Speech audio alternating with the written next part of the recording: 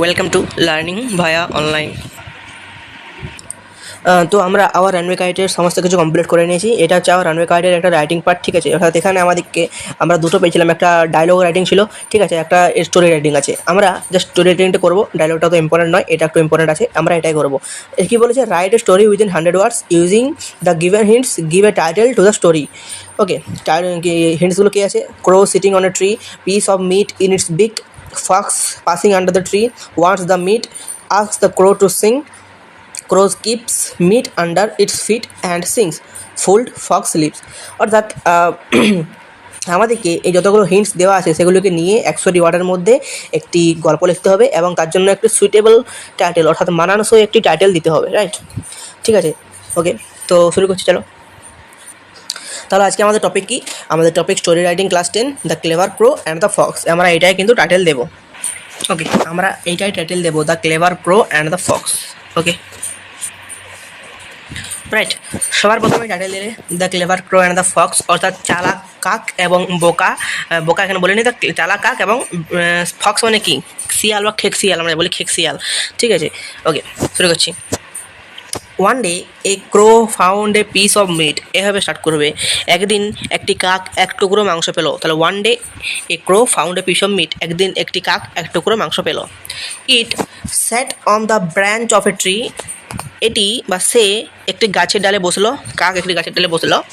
The piece of meat was in its beak, অর্থাৎ the piece of meats was in its beak, অর্থাৎ মাংসের টুকরোটি ছিল তার ঠোঁটে ওষ্ঠতে, ঠিক আছে, ঠোঁটে মাংসের টুকরোটি ছিল।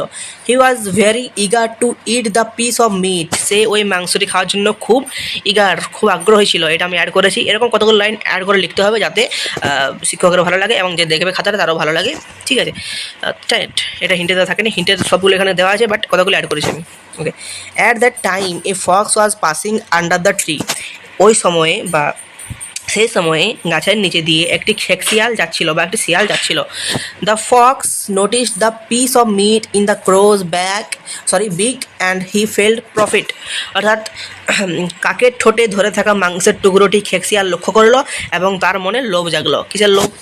The fox was really greedy, ওই খেক শিয়াল ছিল অত্যন্ত লোভী, সত্যিই লোভী ছিল সে। He wanted to get the piece,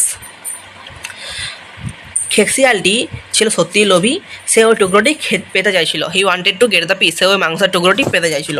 so the sly fox requested the crow to sing a song, তাই ওই দ্রুত বলি না আমরা, যে চালাক দ্রুত স্লাই, ঠিক আছে, চালাক দ্রুত, তাহলে ওই দ্রুত খেক শিয়াল কাকটিকে একটি গান গাওয়ার জন্য অনুরোধ করলো।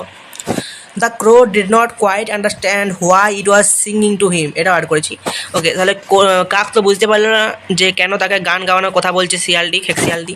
ওকে, the fox expected that as the crow would start singing the piece of meat would fell from its beak, অর্থাৎ মানে কি, খেক শিয়াল আশা করেছিল যে ওই কাকটি যখন গান গাওয়া শুরু করবে তার কথা শুনে, তখন তার ঠোঁট থেকে মাংসের টুকরোটি নিচে পড়ে যাবে, right? But the crow had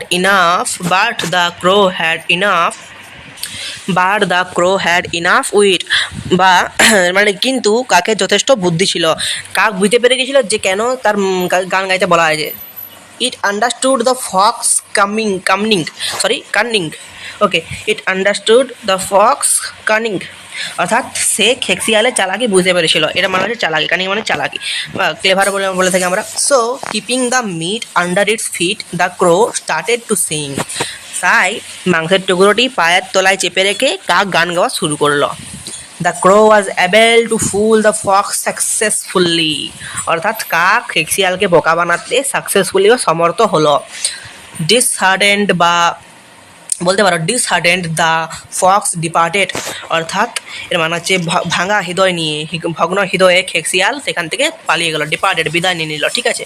তাহলে গল্পটা আমরা একটু সাম আপ করে নিই কেমন গল্পটা ছিল। গল্পটা হচ্ছে একটি কাকের কাছে একটি মাংসের টুকরো ছিল, সেই কাকটি একটি গাছের ডালে বসেছিল। সেই সময় একটি শিয়াল পেরেছিল, খেক শিয়াল, সে ওই মাংসের টুকরোটি পেতে চাইছিল। তাই সে কাকটিকে তার চালাকির একটা মাধ্যমে গান গাইতে বলে, কিন্তু কাক ছিল তার থেকে বেশি চালাক, তাই সে মাংসের টুকরোটি তার পায়ে তুলে রেখে গানটা গাইলো, যাতে করে মাংসের টুকরোটি নিচে পড়ে না যায়। নিচে পড়ে গেলে শিয়াল সেদিনে পালিয়ে যাবে। তাই এটির ফলে সে মাংসের টুকরোটি তার পায়ে তুলে রাখলো এবং গান করলো, এবং তারপরে শিয়াল কি হলো, বোকা বেনে গেল। পুলিশ। একটা মোরাল তোমরা অ্যাড করতে পারো, মোরাল অ্যাড দিলে কিন্তু ভালো হয়, ঠিক আছে। অর্থাৎ আমরা যেটা করেছিলাম যে টাইটেলে 1 নাম্বার থাকে, মোরালে যদি দাও মোরাল থাকবে আর 1 নাম্বার, অর্থাৎ টোটাল এখান থেকে কিন্তু আমরা 2 নাম্বার থাকবে। আর বাকি যে বডি পার্টটা তোমাদের পড়িয়ে এলাম সেটার থেকে থাকবে 8 নম্বর। তাহলে 8 + 2 = 10 এভাবে হয় আর কি মাধ্যমিক লেভেলে, ঠিক আছে। তো একটা মোরাল তোমরা দিতে পারো। এখানে একটা সুটেবল মোরাল আমি এখানে দিয়েছি। তোমাদের যদি আরও ভালো মোরাল থেকে নিজের থেকে ভাবতে পারো, দিতে পারো তোমরা নিজের থেকে ভেবে। আমি দিয়েছি be careful who you trust, অর্থাৎ মানে হচ্ছে যে সতর্ক থাকুন আপনি কাকে বিশ্বাস করবেন। মানে বিশ্বাস করার ক্ষেত্রে আপনি সতর্ক থাকুন। যে কোনো একজনকে আপনি বা রাস্তা চলতে কোনো একজনকে আপনি বিশ্বাস করতে পারবেন না, তাহলে যাকে বিশ্বাস করবেন তাকে নিয়ে সতর্ক থাকুন।